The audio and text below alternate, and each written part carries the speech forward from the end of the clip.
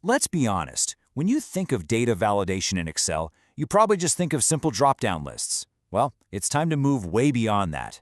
We're going to dive deep into one of Excel's most powerful features, a feature that's the real secret to making your spreadsheets clean, reliable, and pretty much bulletproof. We've all been there, right? You open up a spreadsheet and your heart just sinks. It's an absolute mess.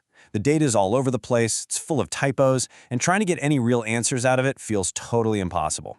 It's not just a headache, it's how bad decisions get made. And here's the classic example. You ask people to enter a country, and you get 5 different versions of the United States. This kind of mess completely torpedoes any chance you have of filtering correctly, building a pivot table, or, running an accurate report. It just destroys the integrity of your data. So how do we stop this from happening? Well, we bring in data validation. The best way to think of it is like a bouncer or a gatekeeper for your cells. It stands at the door with the list, and it makes sure that only clean, correct, and consistent data is allowed to get inside. Now, like I said, most people's experience with data validation is creating those drop-down lists. But as you've probably figured out the hard way, these lists can be surprisingly, fragile. Let's walk through the most common ways they break and drive everyone crazy. Okay, problem number 1, and this one's a classic.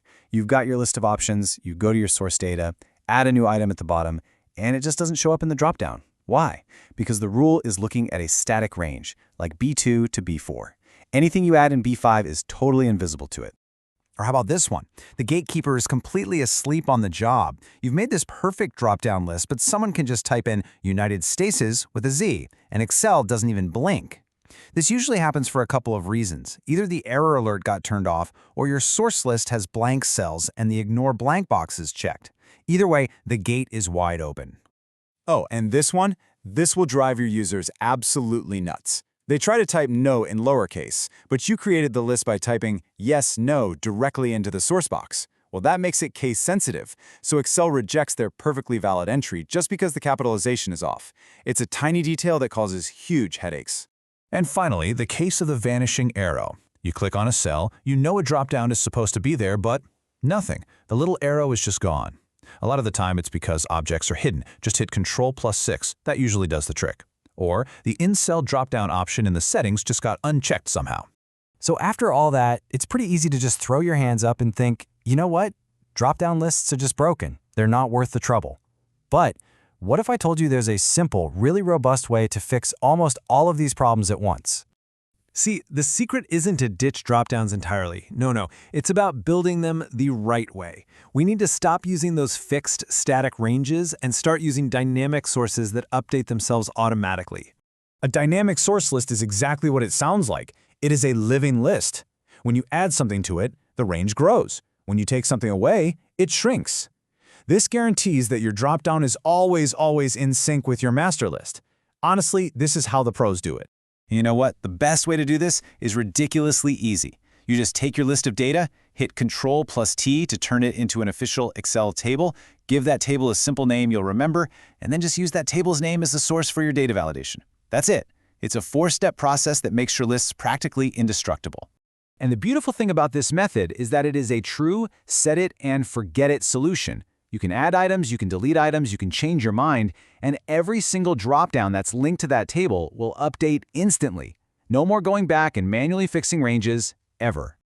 All right, so fixing dropdowns, that's a massive win. But honestly, we're just getting warmed up.